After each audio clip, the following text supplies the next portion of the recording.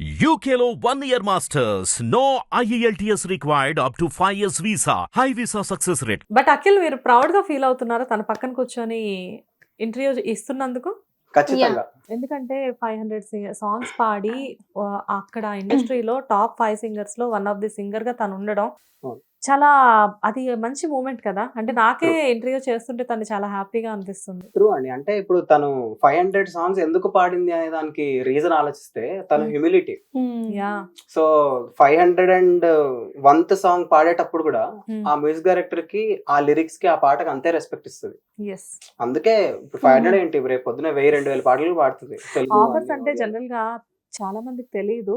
Voice బాగుంటేనే వస్తుంది అని చెప్పేసి అనుకుంటారు. నాట్ వాయిస్, చాలా కంఫర్టబుల్ గా ఉండాలి వాళ్ళకి. And at the same time వాళ్ళకి వాళ్ళు చెప్పిన దానికి వీళ్ళు లైక్ అంటే లిరిక్స్ వైజ్ గా కానివ్వండి, లేకపోతే అండర్స్టాండ్ చేసుకునే విధంగా కూడా ఉండాలి. అది వాళ్ళకి వన్స్ ఒక మ్యూజిక్ డైరెక్టర్ కి కంఫర్టబుల్ గా ఉన్నప్పుడే వీళ్ళకి ఆఫర్స్ వస్తాయి.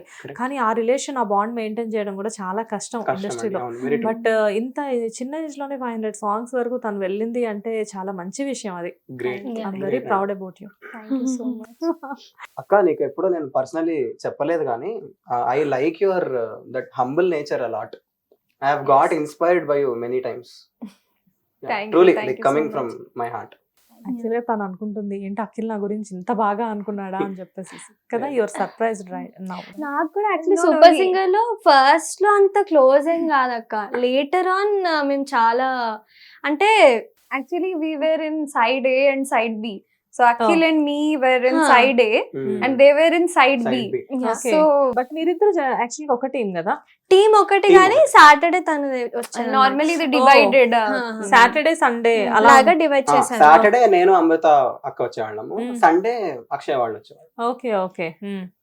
సేమ్ టీమ్ అయినప్పటికీ కూడా డైలీ ఏమి అంటే మీరిద్దరు కలవడం అలా ఏమి ఉండదు. షూట్ డే ఒక్కటే, అది కూడా ఫస్ట్ హాఫ్ ఒకటి నేను ఉండను, వాళ్ళది అవుతుంది. సో వాళ్ళ తొందర అయిపోతుంది అనమాట, మాది వాళ్ళ తర్వాత అవుతుంది అనమాట. కానీ జనరల్ గా మీరందరూ కలిసి ఉన్నప్పుడు ఒకరికొకళ్ళు కోఆపరేట్ చేసుకునే వాళ్ళ లైక్ అంటే ఇప్పుడు షీ డోంట్ నో తెలుగు కదా, బట్ తెలుగు సాంగ్స్ పాడాల్సి జడ్జెస్ మీకు అక్కడ సాంగ్స్ వాళ్ళే ఇస్తారు కదా.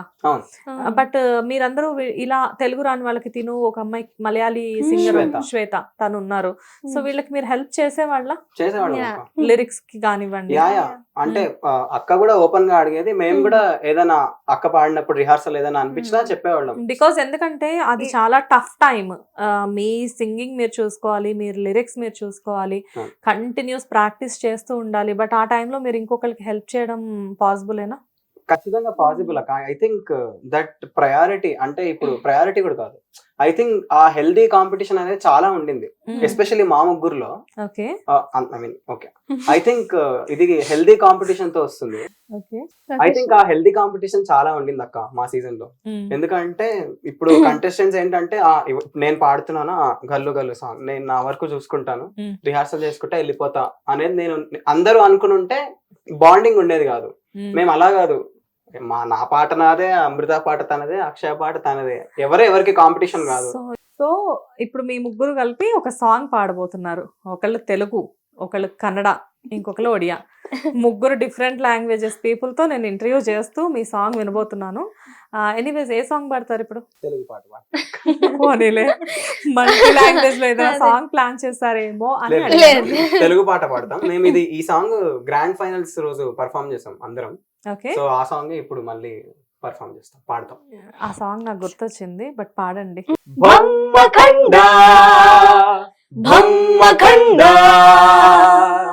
యోగమాయతో పాతరా భూమిపై ఆది జెండా.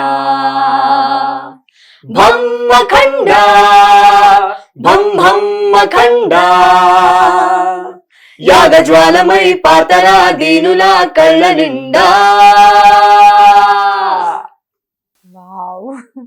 మంచి బాలేబాబు సాంగ్ తో ఫుల్ ఎనర్జీ నింపారుగా సెట్ ని. Nice nice. యాక్చువల్ గా ఈ సాంగ్ నేను విన్నాను ఇంతకు ముందు. మీరందరూ అంటే మీ ముగ్గురు కాదు, టీం మొత్తం కలిపి పాడారు కదా, బాగా మంచి లైక్ అంటే ఈ సాంగ్ నే చూస్ చేసుకోవడానికి ఏమైనా పర్టికులర్ రీజన్స్ ఉన్నాయా? అంటే యాక్చువల్లీ ఆ రోజు తమన్ సార్ చీఫ్ గెస్ట్ గా వచ్చారు అక్క. ఓకే. సో తమన్ సార్ మెడ్లీలో అందరం ఒక్కొక్క సాంగ్ పాడాం. ఓకే. నేను బుట్టమమ్మ పాడాను, తిను కుర్చీ మడత పెట్టి పాడింది, అక్క ఏమో భూమి బద్దల్ సాంగ్ పాడింది.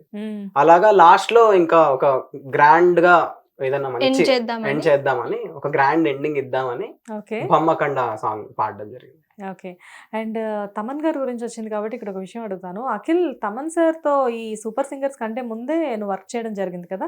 అవును స్కంద కన్నడ వర్క్ చేసావు. అవునక్క. స్కంద కన్నడలో గండరబాయ్ అని ఒక సాంగ్ పాడాను. మ్మ్. అండ్ అంతకుముందు అఖండ నుంచే బ్యాక్గ్రౌండ్ స్కోర్ కి వర్క్ చేస్తున్నాను తమన్ సార్ కి. అవునా? యా బట్ వచ్చిన తర్వాత అంటే అందరు సింగర్స్ తో వర్క్ చేయడం అంటే అందరు సింగర్స్ తో ఉండడం వేరు. బట్ నీకేమైనా స్పెషల్ రికగ్నైజేషన్ ఉండిందా తమన్ సార్ నుంచి? అంటే యాక్చువల్లీ అక్కడ నాకన్నా సీనియర్ సింగర్సే ఎక్కువగా ఉండేవాళ్ళు.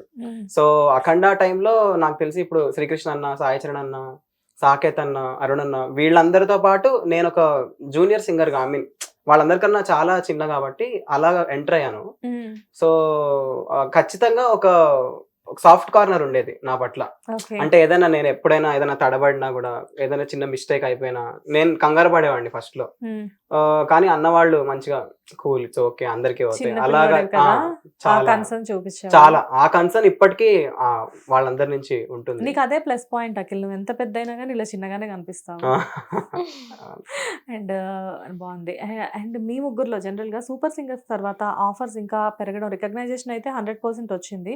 బట్ ఆఫర్స్ కూడా ఏమైనా పెరగడం అయితే జరిగిందా? లైక్ అంటే ఇప్పుడు బయట మ్యూజిక్ డైరెక్టర్స్ మిమ్మల్ని పిలిచి స్పెషల్గా కొన్ని ఆఫర్స్ ఇవ్వడం. నీకైతే నువ్వైతే ఫుల్ బిజీగా ఉన్నావు, నేను వాళ్ళిద్దరిని అడుగుతున్నాను.